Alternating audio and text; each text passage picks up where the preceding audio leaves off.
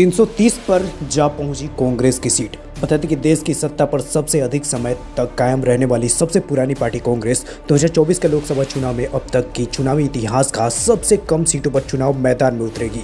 2024 के लोकसभा चुनाव में अपने चुनावी इतिहास में सबसे कम सिर्फ 44 सांसद लोकसभा में भेजने वाली कांग्रेस पार्टी 2024 के लोकसभा चुनाव में 350 से कम लोकसभा सीटों पर चुनाव लड़ेगी।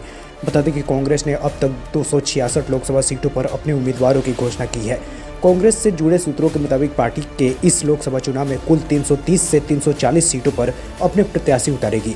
अगर ऐसा होता है तो कांग्रेस पहली बार 400 से कम लोकसभा सीटों पर चुनाव लड़ेगी। भारत में हुए पहले लोकसभा चुनाव 1951 से 52 से लेकर के अब तक साल 2019 तक हुए 17 लोकसभा चुनाव में कांग्रेस कभी भी 400 से कम लोकसभा सीटों पर चुनाव नहीं लड़ी।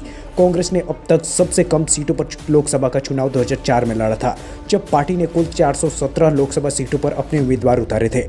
इसके बाद 2009 के लोकसभा चुनाव में पार्टी ने 440, 2014 के लोकसभा चुनाव में 463 और 2024 के लोकसभा चुनाव में देखा जाए तो आने वाला है। लेकिन 2019 के लोकसभा चुनाव में 421 उम्मीदवारों को चुनावी मैदान में उतारा था। लेकिन देखा जाए तो अब तक के कांग्रेस ने पिछले 17 लोकसभा चुनाव में सबसे अधिक उम्मीदवार 1996 के लोकसभा चुनाव में उतारा था। तब कांग्रेस की तरफ से 529 प्रत्याशी चुनाव मैदान में कांग्रेस के उतरे थे। लेकिन अब की 2024 के लोकसभा चुनाव में जिस तरीके से रहने वाली है पार्टी, उस पर लगता है कि अब की बार कांग्रेस उभर कर सामने आने वाली है। आपको क्या कहना है इसके बारे में नीचे कमेंट बॉक्स में हमें ज़रूर बताएं और चैनल को सब्सक्राइब नहीं किया तो कर सकते हैं।